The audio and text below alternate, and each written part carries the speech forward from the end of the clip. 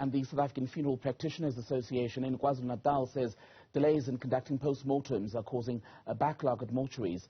Practitioners are calling for quick action from government as the situation is now adding to the trauma for many of the families who now want to bury their loved ones. Let's speak about this with Muzi Hlengwa.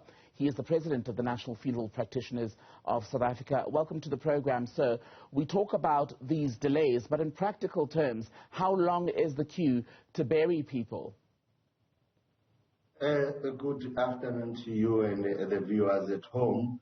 One would like to start by extending our heartfelt condolences to the families who've lost their loved ones. In fact, we are finding ourselves once again in a situation whereby we are being hit as a province, and Durban in particular, by a number of bodies that one would not have anticipated. You will recall that just now we were coming out of COVID. From COVID, then there was that looting incident which left a lot of people dead. At least we have had these two occasions where we have learned a lot, and there's a lot of experience this time around. All we are saying is that we as private undertakers are ready to conduct burials.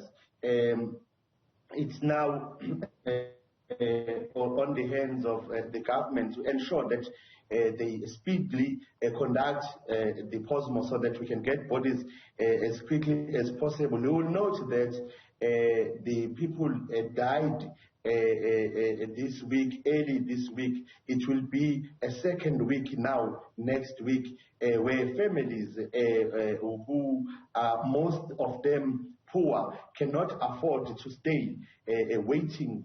Whilst they are waiting, as in African culture, you'll find people coming in and out of the house trying to extend their sympathy. And when such happen, you spend money on food and so forth.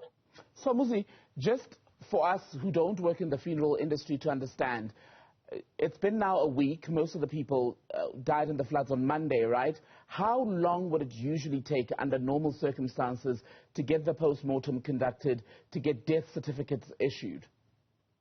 Look, if it's normal, a body will come in today, and then today the family, the next day the family will come and identify the body, and the postmortem will be conducted, and then the body is ready the next day. But because now we are talking about almost 400 bodies, it is very difficult to expect such a speedy movement on the side of the government. So it will definitely take longer than what is expected. So if the death toll, as we're sadly reporting, is around 400 people who are at least known to have died, do you know how many of the bodies are now in the custody of government mortuaries and how many are with private undertakers such as yourself? For now, we haven't received any bodies.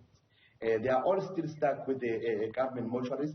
I've spoken to the management, and they said they are trying all everything possible to ensure that bodies come out. So remember that at the government mortuaries, they don't have enough capacity as us in the private sector. So they rely on the same staff, sometimes to collect bodies and sometimes to conduct this postmortem. So as the bodies come in, they will try as much as possible to run those as possible so that the bodies can be released to the families. And we are making a call to families, members of the public, to go to Phoenix and Pantown in particular, where there's a large amount of bodies, to try and identify their bodies so that the process can begin and can be done as quickly as possible.